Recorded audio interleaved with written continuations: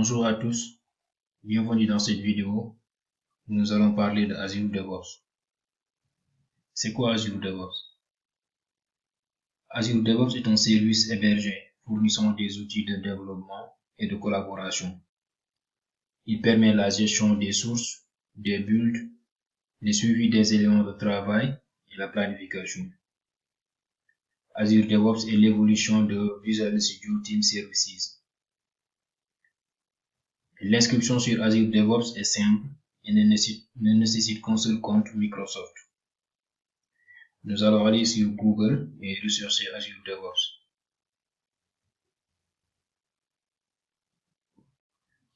On va taper ici Azure DevOps.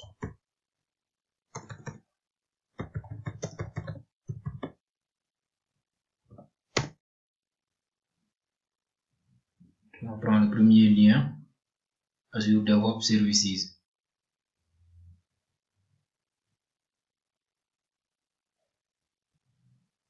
Ok, là, si nous avons déjà un compte Azure DevOps, on vient ici se connecter à Azure DevOps.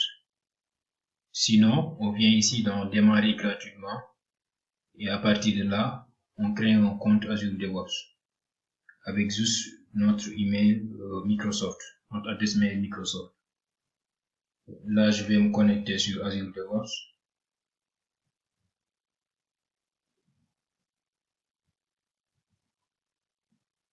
Ok, là, je suis connecté. Vous voyez l'environnement ici. Et on va créer un nouveau projet à partir de là, New Project. On va appeler ça Gestion commande. Une petite description. Gestion des commandes. Là, par défaut, c'est privé qui est sélectionné. Là, pour notre version de contrôle, on va laisser par défaut à guide. Et notre processus de gestion de projet, on va utiliser Scrum. Create.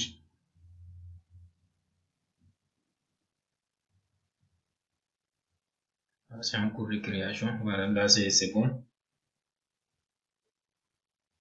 Notre projet est déjà créé ici. Et là, si on voit ici, Azure DevOps se compose de 5 services. Comme on peut le voir ici. Board, Repo, Pipeline, Test Plans, Artefact. En plus de ces 5 services, nous avons ici un overview qui regroupe l'accès aux informations générales du projet. Nous allons aller à Board. Et Board regroupe l'accès aux éléments de gestion fonctionnelle et organisationnelle du projet.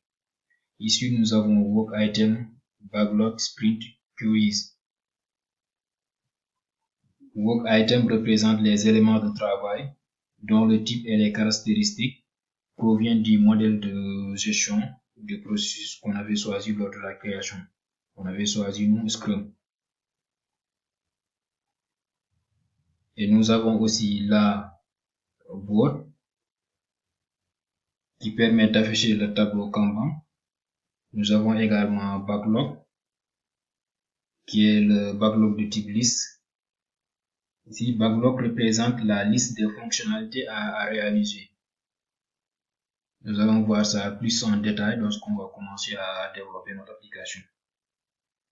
Nous avons également Sprint qui permet l'accès aux informations de planification.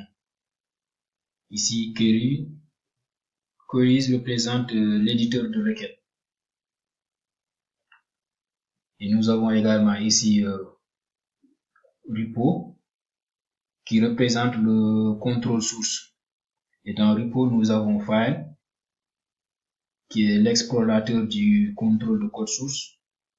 Et après File, nous avons Commit qui est la liste complète et historisée des synchronisations avec le référentiel central.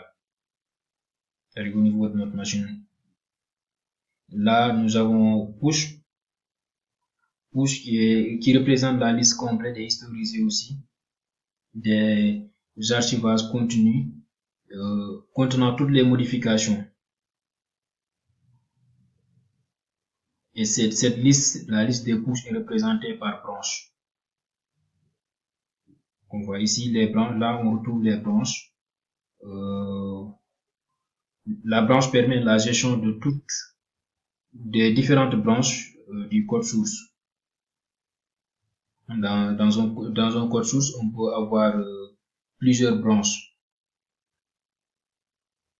Là, on va aller sur pipeline. Bon, d'abord, avant pipeline, on a ici pull request qui gère les demandes de revue de code avant une éventuelle fusion.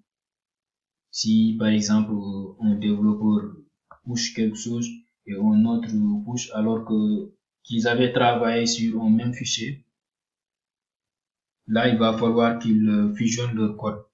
Et c'est à partir de pull request qu'on va gérer ça. Ici, nous avons pipeline qui regroupe les définitions de build et de release.